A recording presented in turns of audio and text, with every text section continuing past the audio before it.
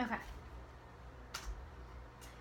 Can you imagine watching live as a shuttle blew up in front of your eyes as all of the hopes and dreams of this country fell apart?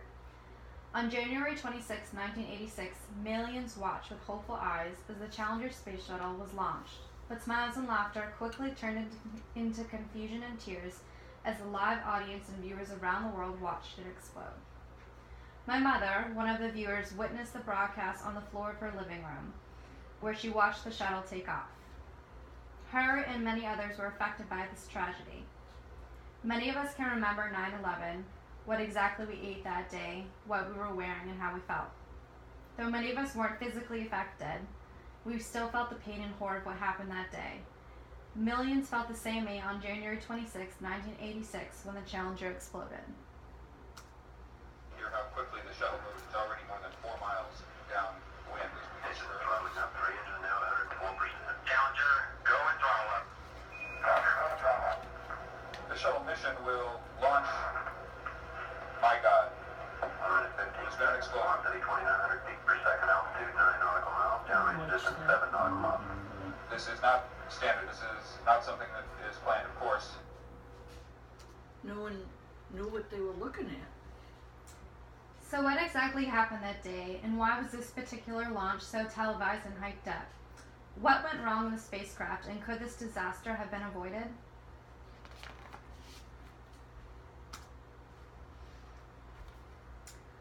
Krista McAuliffe's presence on the mission impacted the media coverage of this launch and heightened hype for the mission.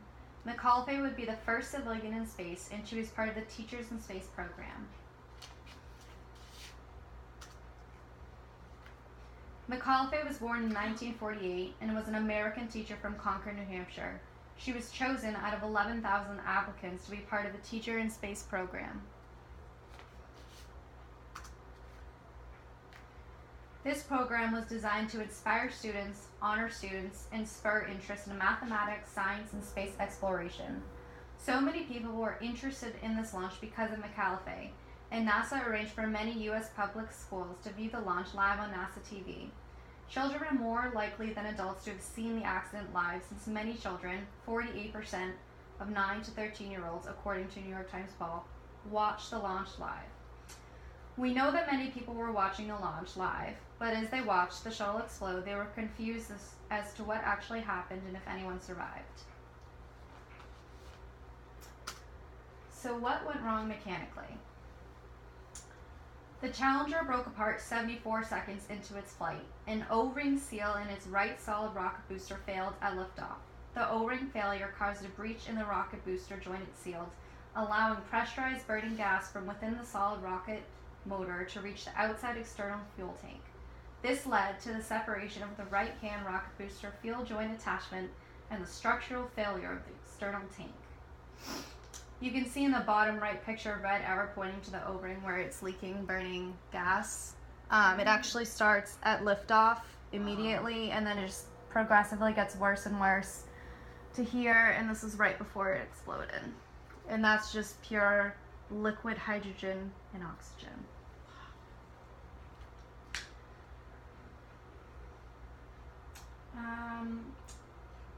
Aerodynamic forces broke up the orbiter as the O-ring continued to leak.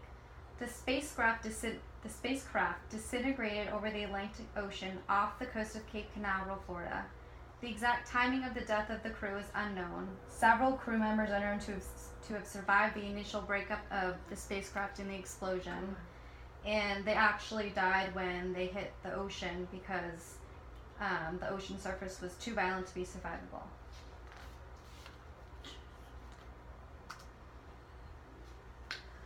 We know what happened to the O-rings, but why did they fail? Prior to the launch, there were concerns about the O-rings and the weather that day.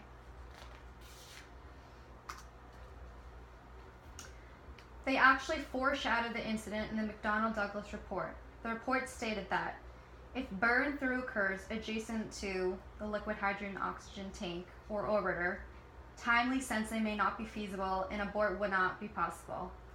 Moore and Thickall was the contractor responsible for the construction and maintenance of the shuttle's SRBs, which are the rocket boosters, which you see here and here. As originally designed by Thickall, the O-ring joints in the SRBs were supposed to close more tightly due to forces generated at ignition, but a 1977 test showed that when pressurized water was used to stimulate the effects of booster combustion, the metal parts bent away from each other, opening a gap through which gases could leak. This phenomenon, known as joint rotation, caused a momentary drop in air pressure. This made it possible for combustion gases to erode the O-rings. In the event of widespread erosion, a flame path could develop, like you saw in the previous picture, causing the joint to burst, which would have destroyed the booster and the shuttle. This is exactly what happened to the Challenger. Contrary to NASA regulations, the Marshall Center did not report this problem to senior management at NASA, but opted to keep the problem within their reporting channels with Thickall. Even after the O-rings were redesignated as critically one, meaning that the failure would result in the destruction of the orbiter and the death of all 7 crew members. Even though there were issues with the O-ring that everyone in NASA knew about, Thickall, the contractor building the shuttle, persuaded NASA to declare the O-ring problem closed.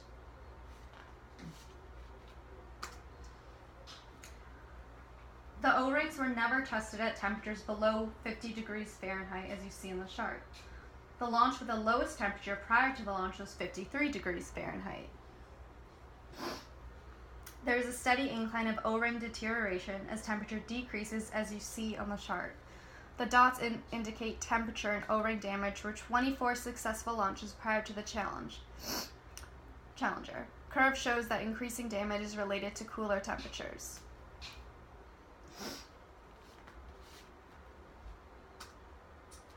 That day, it was 28 degrees Fahrenheit.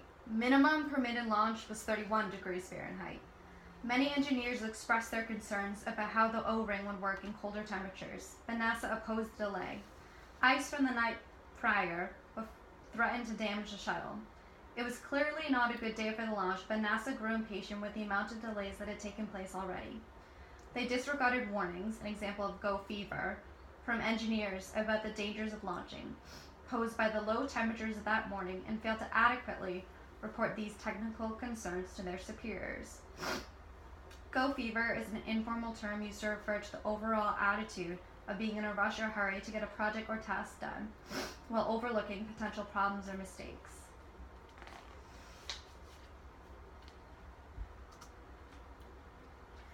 One of the most difficult things to this day that the family members of those lost in the Challenger disaster are dealing with is acceptance. This disaster could have been avoided completely, and due to the carelessness of others, 7 innocent, brave, and intelligent people were murdered. Engineers knew the risks involved in launching the Challenger on that day, but disregarded them because of their impatience. Dick Scooby, Michael Smith, Ellison Onizuka, Judith Resnick, Ronald Irvin, Krista McAuliffe, and Gregory Bruce Jarvis all lost their lives that day. Mothers, fathers, sons, and daughters all died at the cost of lives and the incompetence of the engineers at Thickall. Accepting that the disaster was a mistake and that someone is to blame for the deaths of their family is incredibly challenging.